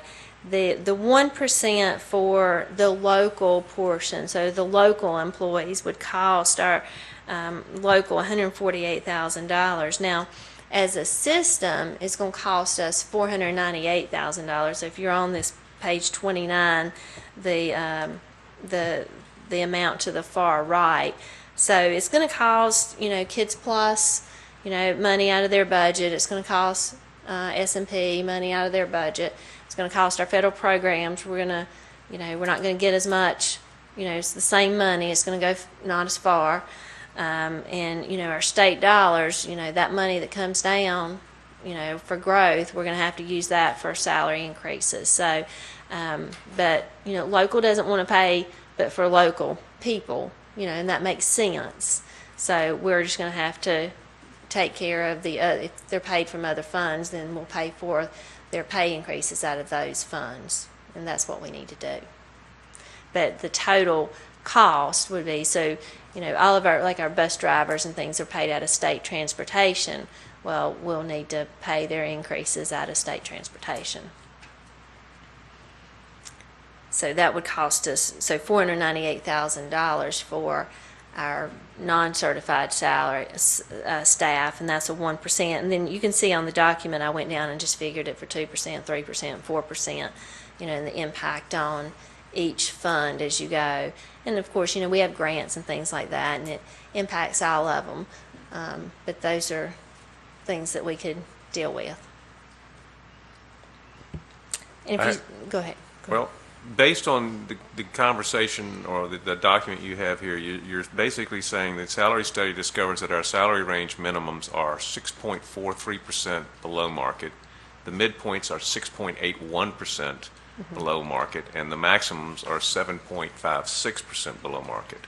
Right. On this proposal, we will still be at least 1.43% below market on the minimum at the end of 5 years. Right, at the end of 5 years. At the end of 5 years, right. That's horrid. It is. You're right. It is. I mean, that's not doing. I mean, it's almost laughable to try to do that to our, especially to the folks that are in the trenches, just barely scraping along to get their make ends meet, and they're semi-professional people. I mean, these mechanics are professional people, and the administrators, and there's a lot of people out there that are, I would call professionals, but they just are not getting paid. So I don't know if there is some middle ground that we could work from here to the county, but I think they need to speed this process up some. I now defer to the rest of the board members and let y'all. If we wanted to increase the number of teacher assistants in our elementary schools, could we do it in this? Would this be the place to do that? Increase allotment through the expansion budget? Right. We would just need to add an item here on this page. Is the conversion rate still 2.5 TAs for one certified? It is, yeah.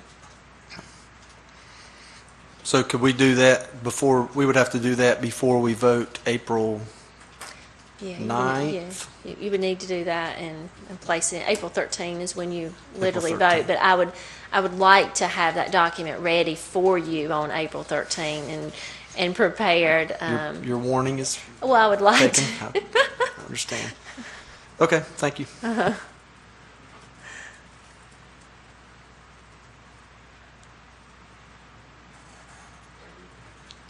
I'd like I'm to sorry. suggest on page 29, impact if delayed or not funded.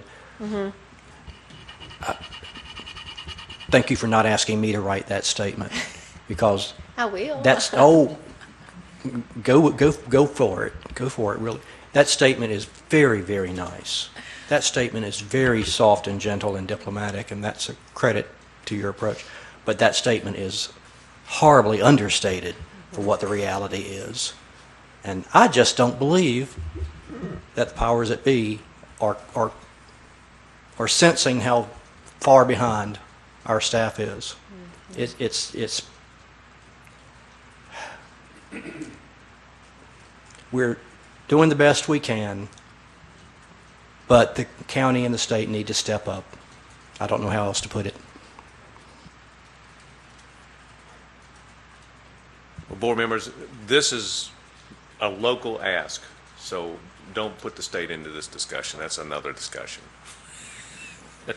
Let's keep ourselves focused on this. And do you want Ms. Kluttz to see if she can have a conversation with the county to see if they can speed this process up a little bit? Do you want to change the amount of this request? Does the board want this request to be a bigger number? Or do you want to leave And I'm it? opening that up to y'all. I would like for it to be a bigger number. I would like for it to come from our current budget. I would like for us to look in our current budget and find expenditures in there that we could redirect to a staff supplement. I think that, if we're asking the county to do more, then I think we should look within our budget to find some area that we could contribute to our staff members. I also would like to increase allotment for our teacher assistants in this category. So, those are things that I would like to look at doing. I don't know what that number would be. I don't know, 1.5, kind of a round number there instead of 1.184. That's what, 320 or so thousand to come up with. I don't know what that does to your calculations. That's a pretty quick math if you can do that. But something along those lines. I would like for us to look at ways that we can, redirect some of our current budget. If we're asking the county to do more, then I think we should do more. Mr. Powell, this is literally the request to the county. So certainly we can take our budget and we can dissect it and we can redirect it on our own. But this literally is the request to the county. Yes, ma'am. And I think as kind of a discussion topic along with this request, perhaps maybe we could kind of show them the effort that we are going through to redirect our own other budget items to our teachers in kind of a good faith effort that we're valuing them by cutting our own budget. So then maybe it kind of shows them the seriousness at which we want to support our teachers. So do you want to change the request amount to the county?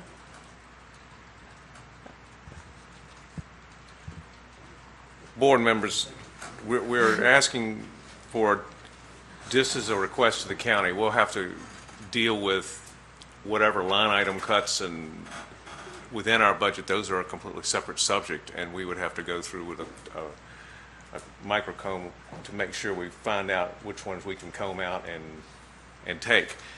At the same time, even though we want to do that, we're not going to yield millions of dollars in our budget to build into the supplement, because you remember, you've got to take out whatever's recurring, and you're going to say, let's just take, I might,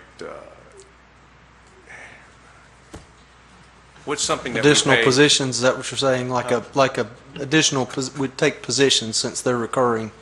It would be, You might have to cut somebody else out of the budget. right, there you go. and you might take budget cuts and do rifts.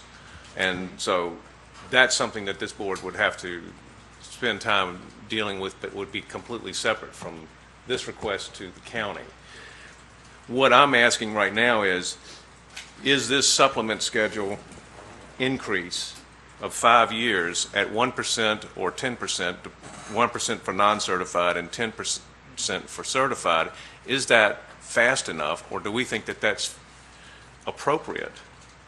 Or do we want to give Ms. Kluttz some direction to talk to Pam about, let's say, I'm going to just throw some numbers at it, 15% and 1.5%.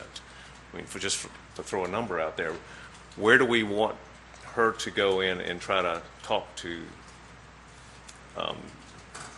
her? I'm comfortable with what we have. 10%. It's not unprecedented. The increase was 19%, I think, back in the spring.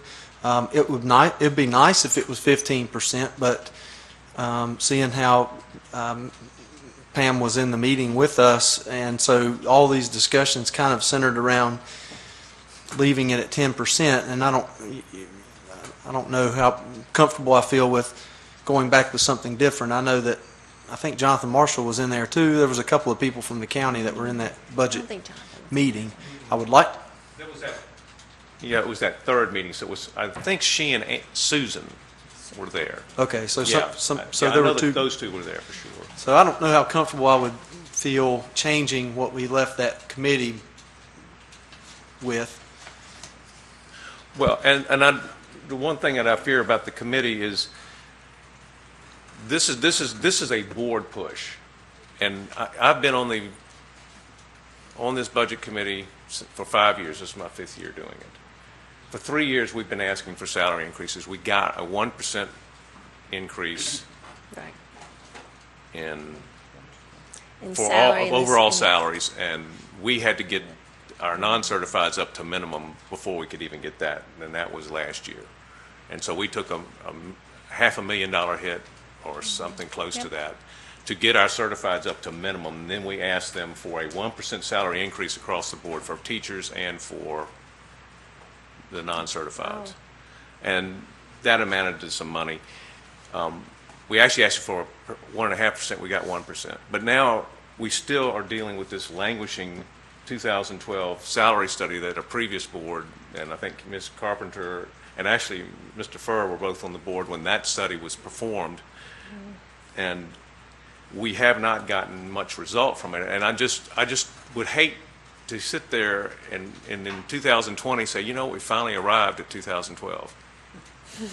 I mean, to me, it sounds ludicrous. It's really, what are we here for if we're not to try to at least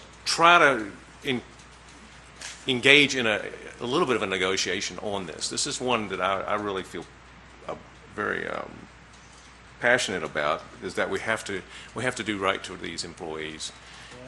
And so, Yeah, I just want to say, yeah, you're right. I don't want to kick a dead horse, but I was on that board, but I think I was the member that voted against the salary study in fear of what you're talking about right now. I mean, I knew then, we wanted to do right by our employees, and the salary study would have been great if we were able to do something about it. So just like what you've just been talking about for the last 15 minutes, we haven't come through with what the salary study said we needed to do. It's not our fault as a board, but I'm with you. It's time to do something proactive and get what we can get. Let's push the envelope. If not now, when? If not now, when? Dr. Phillips. Okay. Since my wife's a teacher, I'm not going to talk about teacher supplements, but I will talk about the non-certified staff. And what I would be interested in is, what is the county planning for their equivalent staff? Are they looking right now in their budget documents at a 1%? Are they looking at 2.5? What is it? I know a lot of people, when they hear us talk about budgets, they say, well, you ought to run this like a business. All right? Well, the business I work for, effective April 1, is giving a 2.5% pay increase on average to its staff. So I think that's a good number to shoot for. Let's run it like a business and go for 2.5%. 2.5% for the non-certified? Non-certified. And we could still do the teachers at a 1.5%, but we just need to, they need to rethink it. Shouldn't it this equate paradigm. to the same amount, which would be 25% for the certified? Is that what you got, you folks, pardon? God, they got a flat. So when we made the request before, we said 1% on salary in the form of a supplement for teachers. And so that equaled 19% of a supplement, but it was 1% of their salary on average. So our non-certified got 1%, our teachers got on average 19%. That's talking about. So it's because the supplement is so small and so different than the non-certified salary, but it would equate, a 2.5% would equate to a 25% increase on a supplement for a teacher. I mean, maybe part of the give and take on this is to start off a little heftier if they can, or, you know, this year we'd ask for a 2.5%, but next year we go back to the 1.5% schedule or 1% schedule, but at least start off a little bit more robust in understanding that we've played this horse long enough, and you know, we did the salary study so we would have some type of metric to measure against. Obviously, we haven't measured much against this metric, and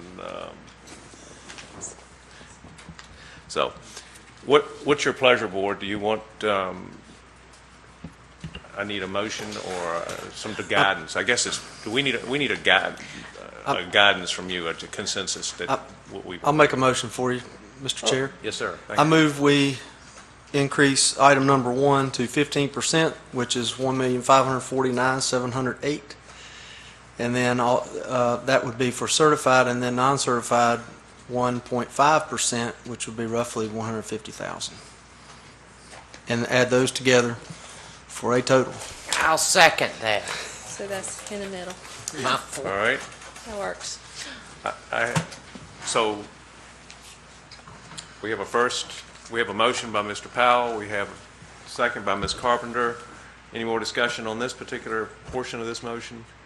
And this motion is to direct Ms. Kluttz to look for these adjusted with Ms. Dubois.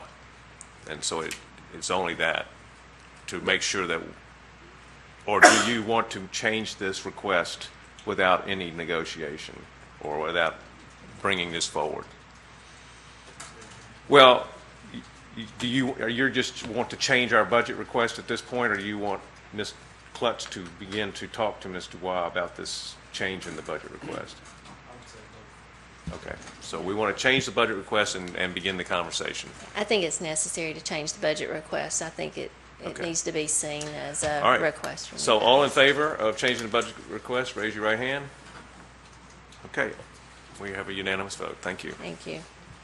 Okay, so our next request is to increase our teacher allotment so that would be for 40 teachers. At the average salary would be $2.2 million for those additional teachers. And so when Jason requested this item, he did a PowerPoint presentation on how those teachers would be dispersed, some in elementary, some in middle, and I believe some in high. Ed has pulled up the PowerPoint presentation for us, and we're going to flip through and see if we can find that allocation. He shared a lot of information with us that day. He's trying to prove his need. We talked about the planning time that we need in elementary schools, and adding teachers in the elementary would allow for elementary teachers to have additional planning time. I know, Ms. Carpenter, that's one of your concerns. And we're not finding the right document or the right page. Oh, here's 8 high school teachers to support our academy coordinators and to decrease class size. 7 middle school teachers for Encore, and they absolutely have been frozen for 5 years. We've not been able to. We've had a very difficult time keeping up with growth. We certainly were not able to allocate for Encore, and then we want to support foreign languages too. Okay, and then in elementary, we want to decrease the allotment formula to 1 to 23, and then we want to increase the elementary allotments by 5 to allow the 55 minutes of planning time for elementaries. That is the total of the 40. It is. It is. Are there questions about the additional teaching allotment request? Okay. So the next request is to increase high school guidance. I'm sorry, I do have a question. Yes. I'm sorry. Okay, that's good. If the county funds a partial priority number 2, which of those levels or categories, if you could scroll back a few or put it back up, would come first? Can we designate that priority order between elementary, middle, high, whatever they was just up there? We've lost it. He lost it. You're the It's okay. you're the board. I assume you can. I don't know why.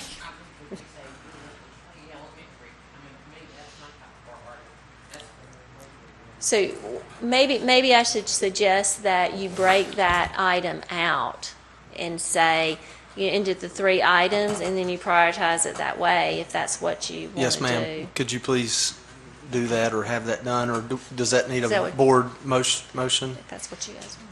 But would that be driven by the age band of the children who walked into the classrooms in August?